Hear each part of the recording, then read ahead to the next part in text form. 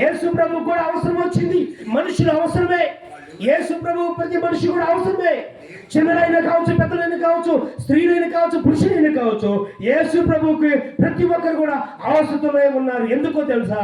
ఆయన గురించిన సాక్ష్యము ప్రజలకు వివరించాలి. హల్లెలూయా, హల్లెలూయా. యేసు ప్రభు గురించిన సాక్ష్యము ప్రజలలో మనం ఏం చేయాలంట? ప్రకటించాలి. సమరయ స్త్రీ మాట ఎవరైనా వింటారా?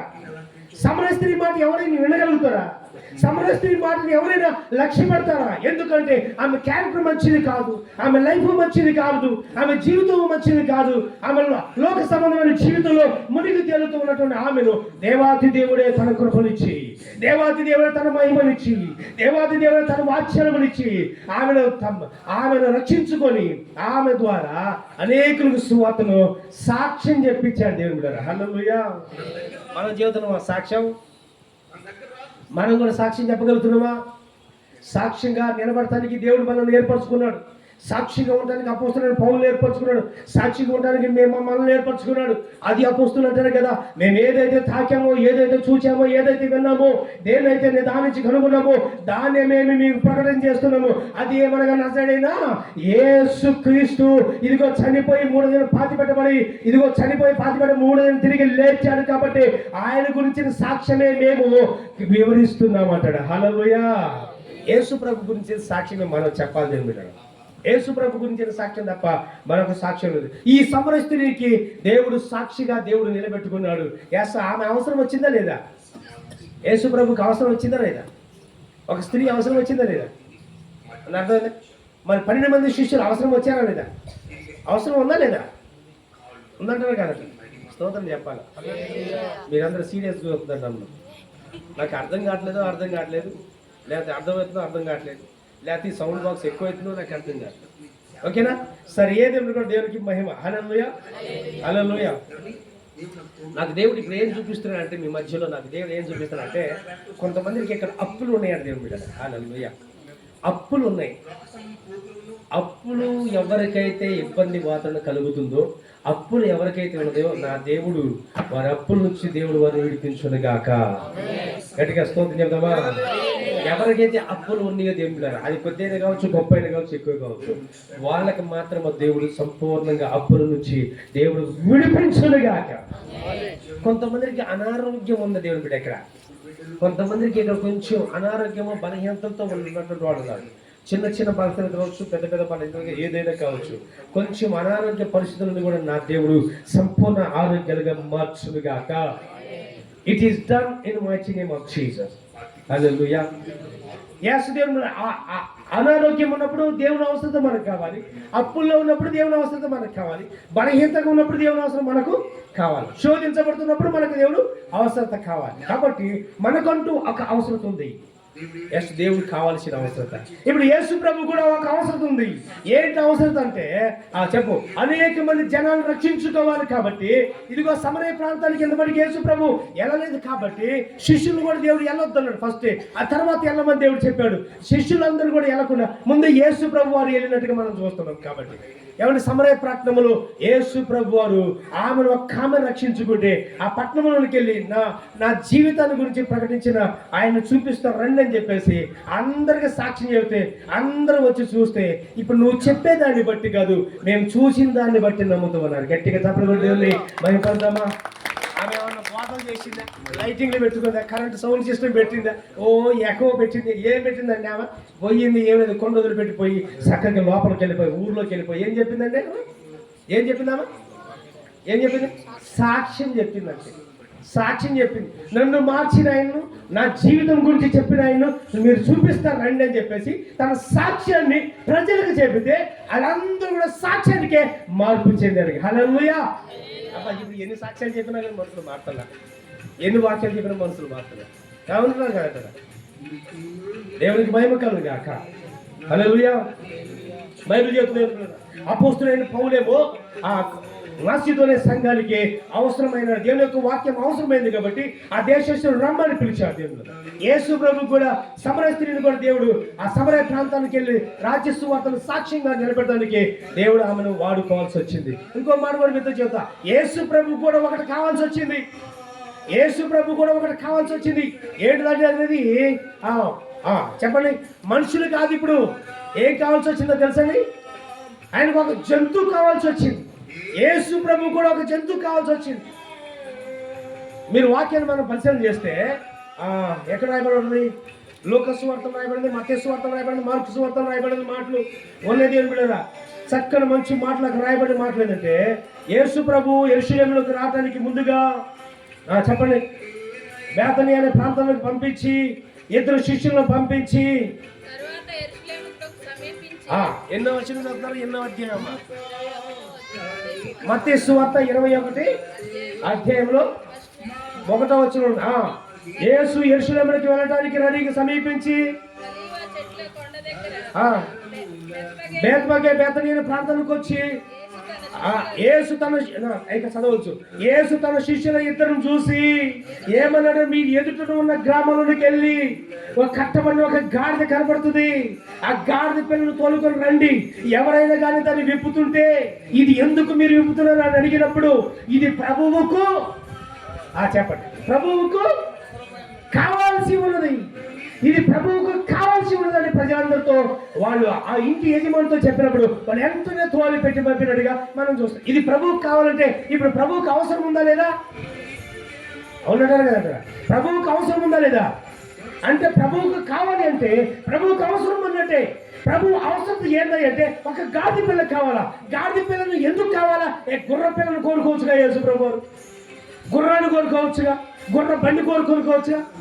ఆ రోజుల్లో రాజులైన వాళ్ళు ఎవరైనా కానీ, రాజులైనటువంటి వాళ్ళు ఎవరైనా కానీ ఉన్నారంటే వాళ్ళు ఫస్ట్ గాడిదని ఎక్కి రావాలి. అందుకనే ప్రవక్తలు ప్రవచించారు, యేసు ప్రభు గాడిద పిల్లని ఎక్కి వస్తారు. సియోను నివాసులారా సంతోషించి ఆనందించండి, ఇదిగో నీ రాజు గాడిద పిల్లను ఎక్కి వస్తాడు అన్న ప్రవచనము యేసు ప్రభు యొక్క జీవితంలో నెరవేర్పు కొరకు యేసు ప్రభు వారు గాడిద పిల్లను కోరుకున్నాడు. హల్లెలూయా, హల్లెలూయా.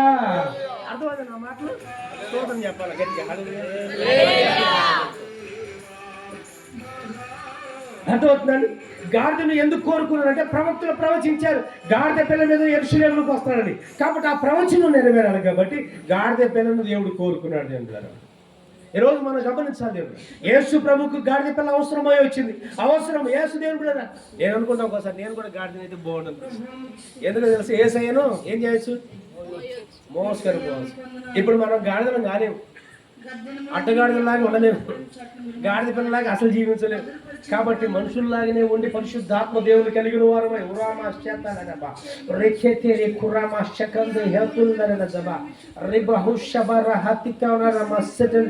పరిశుద్ధాత్మ దేవుడు నీతో నాతో మనతో మాట్లాడుతున్న ప్రతి మాట ఏంటంటే, నీవు నేను మనందరము కూడా పరిశుద్ధాత్మ దేవుని మోసుకొని పోయే మేఘాలు ఎలాగైతే ఉన్నాయో, దేవుడు నీవు నేను మనం కూడా పరిశుద్ధాత్మ దేవుని మోసుకొని పోయే మేఘాల్లాగా మనం మార్చబడదుము గాక. హల్లెలూయా. గట్టిగా చెప్పండి. దేవుని మహిమపరచండి. ఒక గాడిద పిల్ల యేసు ప్రభువును మోసుకుంటూ పోతే అది కింద నడవలేదు, కానీ పైన నడుచుకుంటూ పోయింది. ఆ గాడిద పిల్లకి ఎంత ఘనత వచ్చింది, గొప్పగా దేవుడు వాడుకున్నాడు. ఈ రోజు దేవుడికి కావాల్సింది ఏంటంటే ఒక గాడిద పిల్ల కావాల్సి వచ్చింది. ఈ రోజు దేవుడు మనతో అంటున్నాడు, మరి నీవు కావాలి, దేవునికి నీవు ఆ స్థానం కావాలి. ఎవరిని అర్థమవుతుందా? అబ్రహాము కూడా కత్తి తీసుకొని ఎవరిని చంపాలనుకున్నాడు? అబ్రహాము ఎవరిని చంపాలనుకున్నాడు? ఇస్సాకుని చంపాలనుకుంటే ఇస్సాకుని చంపేపటికెల్లా దేవుడు ఏమన్నాడు? అబ్రహామా ఆగు, ఇస్సాకుని చంపొద్దు, ఆయనకు బదులుగా పొట్టేలు కనపడుతుంది, కళ్ళెత్తి చూడు, పొట్టేలు కనపడుతుంది. ఆ పొట్టేలును తీసుకొచ్చి పొదలో కొమ్ములు తలుక్కొని ఉన్న పొట్టేలు ఉన్నది, ఆ పొట్టేలును తీసుకొచ్చి నువ్వు ఇక్కడ బలి అర్పణ చేయమన్నప్పుడు వెంటనే పొట్టేలు తీసుకొని వచ్చి బలి అర్పణ చేశాడు. అంటే దాన్ని ఏమన్నాడు? యెహోవా ఈరే అని పేరు పెట్టాడు. యెహోవా ఈరే అంటే అర్థం ఏంటి? యెహోవాయే చూసుకోండి. యెహోవా చూసుకోవడం ఏం చూసుకుంటాడు? ఏం చూసుకుంటాడండి? ఏం చూసుకుంటాడు దేవుడు? యెహోవా ఈరే అంటే ఏంటి? ఏం చూసుకుంటాడు దేవుడు అంటే అర్థం ఏంటంటే, అసలు అక్కడ హీబ్రూ నుంచి తెలుగులో ట్రాన్స్లేషన్, ఇంగ్లీష్ ట్రాన్స్లేషన్ ఏం రాయబడి ఉంటుందంటే, యెహోవా ఈరే అంటే అర్థం ఏంటంటే యెహోవా చూసుకున్నాడు. యెహోవా చూసుకోవడం అంటే అర్థం ఏంటంటే నీకు బదులుగా అని రాయబడి ఉంటుంది. ఇస్సాకు చనిపోవలసిన ఆ ఇస్సాకు బదులుగా యెహోవా ఈరే అంటే దేవుడే చూసుకుంటాడంటే చనిపోవలసిన ఇస్సాకుకు బదులుగా దేవుడు చెప్పండి పొదలో కొమ్ములతో ఉన్నటువంటి ఆ పొట్టేలును దేవుడు తీసుకొని వచ్చి ఇస్సాకుకు బదులుగా పొట్టేలు దేవుడు ఇచ్చాడు దేవుడుగా. ఇప్పుడు నేనంటాను కదా, మనకు బదులుగా ఇప్పుడు గాడిద పిల్ల వచ్చింది. ఇప్పుడు గాడిద పిల్లకి బదులుగా చెప్పండి, ఇప్పుడు చెప్పండి, చెప్పండి ఎవరు కావాలా? ఆ గాడిద పిల్ల స్థానం ఎవరు కావాలా? ఎవరు కావాలా? మనం కావాలి. స్తోత్రం చెప్పండి. హల్లెలూయా. నేను నా ఇంటి వారు యెహోవాను, అంతేనా? నేను నా ఇంటి వారు యెహోవాను సేవించడం అంటే అర్థం ఏంటి? మన ఇంట్లో అందరూ కూడా దేవుని సేవిస్తూ ఉంటుంటే ఒక గాడిద పిల్లలాగా దేవుని స్తుతిస్తూ దేవుని ఆరాధిస్తూ దేవుని మహిమపరుస్తుంటే పరిశుద్ధాత్మ దేవుడు ఆనందిస్తాడు. దేవుని మీద నాకేం కనపడుతుందంటే మేఘాలు కనపడుతున్నాయి. దేవునికి మహిమ కలుగుతుంది కాక. గట్టిగా చెప్పడంలో దేవుని మహిమపడతాం. మేఘం అంటే ఏమవుతున్నారు? మేఘాలు అంటే దేవుని మోసుకొని వచ్చే మేఘాలు. అవి దేవుని మోసుకొని వచ్చే మేఘాలు. దేవుడు ఒక తెల్లని మేఘం నా ఎదుట కనపడుతుంది దేవుని మీద. ఈ హైట్లోనే కనపడుతుంది, అక్కడ కాదు మేఘం, ఎక్కడ కనపడుతుంది. ఆ మేఘం కనపడతామని అర్థం ఏంటంటే ఆ మేఘం దేవుని మోసుకొని వస్తుంది అన్నట్టు. అంటే ఈ స్థలం అంతా కూడా దేవుని ఆత్మ ఉన్నది. ఆనంద గట్టిగా తప్పడం కూడా దేవుని పడుతుంది, గట్టిగా తప్పడం కూడా దేవుని పడుతుందా. ఈ స్థలంలో దేవుని మహిమ ఉంది, ఈ స్థలంలో దేవుని కనిపిస్తుంది. ఆయన మోసుకొచ్చిన మేఘాల్లాగా నీవు నేను మనందరం కూడా ఆయన మేఘాల్లాగా మార్చబడుదుము గాక. ఆమేన్. హల్లెలూయా. నీవు నీ కుటుంబం అంతా కూడా దేవుని యొక్క మేఘంగా మార్చబడుదుము గాక. అద్భుతాలు ఆశ్చర్యకరంగా జరిగించే జీవాధిపతి అయిన దేవాది దేవునికి నీవు నేను మనం స్తుతించేలాగా దేవుడు చేయను గాక. ఎవరి కాలంలో కాడి పోయితున్నారు అన్నరికి మేలు. అది దేవుడు తన బాధ్యతను ఏర్పాటు చేసి పెట్టుకున్నాడు. అది దేవుని కృప, దేవునికి చిత్తం. యవనస్తుల చదువుల్లో కూడా దేవుడు తన కృప నింపును గాక. యవనస్తుల ఉద్యోగాల్లో కూడా దేవుడు తన కృపతో నింపును గాక.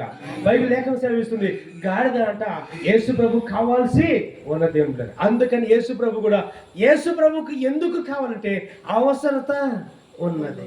ఇప్పుడు మనకలాగా బస్సులు, లారీలు, ట్రాక్టర్ల బస్సులు ఏమి లేవు, సీసీ రోడ్లు లేవు. ఒక కొండలు ఎక్కుతా దిగుతా ఉండదు. యెరూషలేము ఎక్కడ ఉంటుంది తెలుసా? 7 కొండల మీద, ఎత్తైన పర్వతాల మీద ఉంటుంది దేవుడు కదా. అందుకని దావీదు అంటాడు, ప్రభు కొండంతట నా కనులు ఎత్తుతున్నాను, సహాయం ఎక్కడి నుండి వచ్చును. దేవునికి స్తోత్రం చెప్పండి. హల్లెలూయా, హల్లెలూయా. కొండల తట్టు కళ్ళు ఎత్తుతున్నాడుగా, సహాయం ఎక్కడ అంటే కొండల తట్టు ఎవరున్నారంటే తండ్రి అయిన జీవాధిపతి అయిన దేవత దేవుడు. కాబట్టి ఆయన వైపు మన కన్నులు ఎత్తుచున్నారు దేవుడు. గమనించండి, యెహోవా మనకు అవసరత చెప్పండి. దావీదుకి అవసరం ఏముంది చెప్పండి? ఏ అవసరం? ఆహారం అవసరమై ఉంది. అపోస్తలుడైన పౌలు మాసిదోనియా దేశస్తులకు ఏ అవసరమై ఉంది? వాక్యం అవసరమై ఉంది. మరి యేసు ప్రభుకి ఏం అవసరమై ఉంది? గాడిద పిల్ల అవసరమైంది. అర్థమవుతుందా? అర్థమవుతుందా? సో మరి ఇప్పుడు ఇంకా చాలా ఇలా చెప్పుకుంటూ పోతే యేసు ప్రభుకి ఎంతమంది అవసరతలు ఉన్నారు. ఆయా సందర్భంలో శిష్యులు అవసరమయ్యారు, ఆయా సందర్భంలో కొంతమంది స్త్రీలు అవసరమయ్యారు, ఆయా సందర్భంలో రకరకాల మనుషులందరూ కూడా అవసరతలో ప్రభువుకు సహాయం చేస్తూనే ముందుకు వస్తూనే వచ్చారు పరిచర్యలో. దేవునికి మహిమ కలుగును గాక. లాస్ట్గా ఇంకొక మాట చెబుతుంది ఏం లేదా, ఒకసారి యెహోషువ గ్రంథం 10వ అధ్యాయం తెరవండి. యెహోషువ గ్రంథం 10వ అధ్యాయము ఒకసారి చూద్దాం. బైబిల్ లేఖనాల్లో మనకు స్పష్టంగా క్లియర్గా మంచిగా రాయబడింది. యెహోషువ హాయి పట్టణాన్ని పట్టుకున్నాడు, ఎరుకో పట్టణాన్ని జయించాడు, హాయి పట్టణాన్ని జయించాడు. కాబట్టి యెహోషువకు ఎదుట ఏ మనుషులు కూడా నిలబడలేనటువంటి పరిస్థితుల్లో ముందుకు వెళుతున్న సమయంలో యెరూషలేములో ఉన్నటువంటి ఒక రాజు అయినటువంటి అదోని సెదకు అనే రాజు కూడా వచ్చి, అయ్యా మా పట్టణాన్ని కూడా జయిస్తాడేమో యెహోషువ. కాబట్టి ఇదిగో ఇతర ప్రాంత అన్య జనుల రాజులు అయినటువంటి వాళ్ళ దగ్గరికి వెళ్ళి, ఒక 5 రాజుల దగ్గరికి వెళ్ళి ఆయన అంటాడు కదా, అయ్యా నువ్వు వచ్చి మాకు సహాయం చేయండి, మీరు వచ్చి మాకు సహాయం చేయండి, యెహోషువను మనందరం కలిసి జయిద్దాము. అంతే కూడా కాదు, మనందరం కలిసి గిల్గాలు అనే ప్రాంతం మీదకి వెళ్ళిపోదాం. గిల్గాలు అనే ప్రాంతానికి మనం వెళ్దాం. గిల్గాలు అనే ప్రాంతానికి వెళ్ళి గిల్గాలు మనం జయించుకుందామని చెప్పేసి 10వ అధ్యాయంలో యెహోషువ 10వ అధ్యాయంలో 7వ వచనము 6వ వచనము 7వ వచనంలో చక్కగా రాయబడి ఉంది.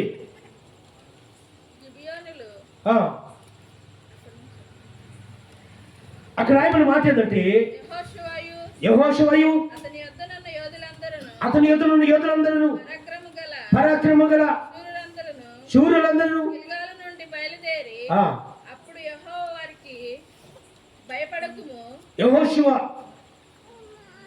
యెహోషువ హెబ్రోన్లో నుండి బయలుదేరి వచ్చి ఏమంటారంటే, గిల్గాలు ప్రజలందరూ కూడా వచ్చి, యెహోషువ మమ్మల్ని వాళ్ళు శత్రువులు జయించాలనుకుంటున్నారు, ప్లీజ్ నువ్వు వచ్చి మాకు సహాయం చేయవా అని యెహోషువని అడిగినప్పుడు యెహోషువ తన యోధులందరినీ తీసుకొని దేవుని దగ్గర ప్రార్థన చేసుకొని బయలుదేరి ఏమవుతాడంటే గిల్గాల్ ప్రాంతానికి వెళ్ళి శత్రువుల రాజులందరూ కూడా హతమార్చి వాళ్ళందరినీ కూడా రక్షించినట్టుగా మనం చూస్తుంది దేవుడు. అంటే యెహోషువ దగ్గరకు ఏమి వర్తమానం వచ్చిందంటే, ఇదిగో ఆపదల్లో మేము ఉన్నాము.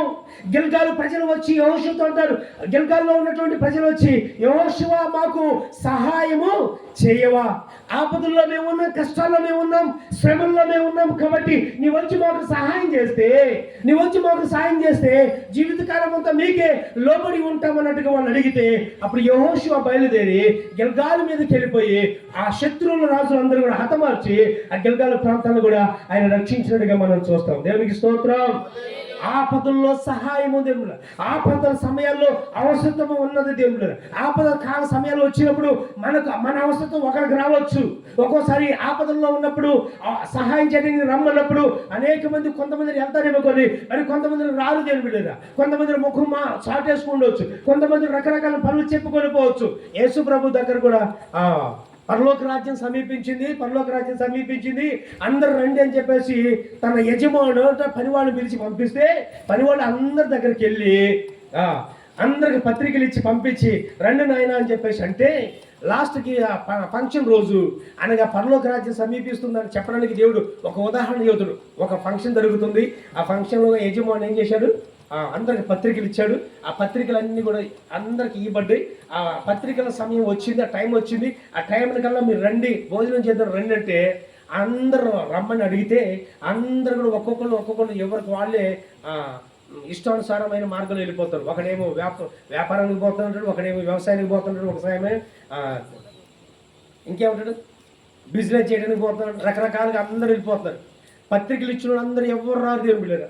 పత్రికలు లేని వాళ్ళందరూ కూడా కుంటోళ్ళు గుడ్డోళ్ళు అందరూ వీధుల్లో మోదల్లో అక్కడక్కడ ఉంటే, అప్పుడు ఈ విందు యజమాని అంటాడు కదా, అరే విందు అందరికి విందు ఏర్పాటు చేస్తే ఎవరు రాలేదు కాబట్టి ఇదిగో ఏం చేద్దామంటే మీరందరికీ వెళ్ళిపోయి, పనివాళ్ళారా మీరు వెళ్ళిపోయి వీధుల్లో ఉన్నటువంటి వాళ్ళందరి దగ్గరికి వెళ్ళిపోయి వాళ్ళందరినీ తీసుకొని రండి అన్నప్పుడు వాళ్ళందరూ కూడా తీసుకురావడానికి వెళ్ళిపోయి విందులోనికి తీసుకొస్తారు. ఏం స్తోత్రం చేద్దాం అంటే అర్థం ఏంటంటే, పిలువబడిన వాళ్ళు రాలేదు కానీ పిలువబడిన వాళ్ళు అనేకులు, కానీ ఏర్పరచబడిన వాళ్ళు కొందరైన బైబిల్ చెబుతుంది. కానీ పిలువబడిన వాళ్ళని పిలవటానికి వెళ్తే వాళ్ళైతే రాలేదు, కానీ పిలవకుండా ఉన్నటువంటి వాళ్ళు మాత్రం విందులోకి వచ్చారు.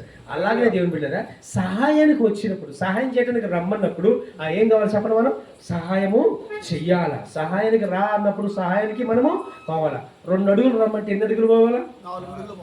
స్తోత్రం చెప్పాలా. నల్గొండలో నేను ఒక బ్రదర్ని ఎక్కించుకున్నాను. ఒక 20 కిలోమీటర్లు నల్లగొండ రావాలి. 20-25 కిలోమీటర్లు వస్తే కానీ నల్లగొండ వస్తుంది. ఒక బ్రదర్ పాస్టర్ గారిని బండి ఎక్కించుకొని వస్తున్నాను. సగం దూరం వచ్చా అంటే నా నల్గొండ ఎంట్రన్స్కి వచ్చాను.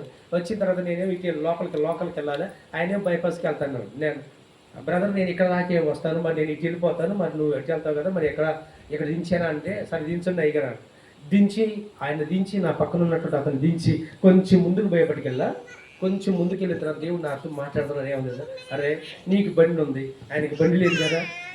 చెప్ప బైబిల్ ఏం చెబుతుంది, 1 మైలు రమ్మంటే 2 మైళ్ళు వెళ్ళాలి కదా, 2 అడుగులు అయితే 4 అడుగులు రమ్మన్నాడు కదా.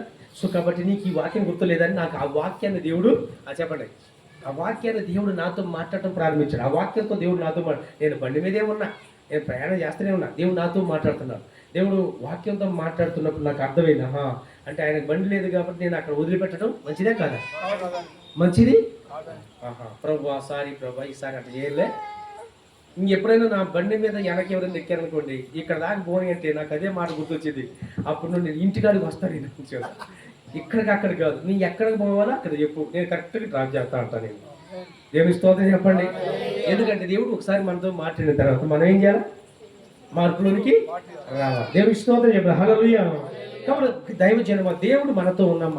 ఆపదల కాల సమయంలో గిల్గాలు ప్రజలు వచ్చి చెప్పండి, యెహోషువను బ్రతిలాడితే యెహోషువ పోయి ఆపద కాల సమయంలో వారిని గట్టెక్కిచ్చి వారికి సహాయం చేసినట్టుగా మనం చూస్తున్నాం. కాబట్టి దేవుడు ప్రతి మనిషి యొక్క జీవితంలో సహాయం చేయడానికే మనల్ని ఏర్పాటు చేశాడు. అవసరత ఉన్నది. దావీదు అవసరత ఒకటి ఉంది, భోజన అవసరత. ఏమండి, మాసిదోనియా దేశస్తుల యొక్క అవసరత ఏమో ఏమన్నా వాక్యం చెప్పాలన్న ఆలోచన. ఆ తర్వాత యేసు ప్రభు అవసరత ఏమో గాడిద అవసరత, అది ఎక్కి యెరూషలేముకి రావాలి. జయము అని కూడా దేవుని స్తుతించుకుంటూ ముందుకు రావాలి.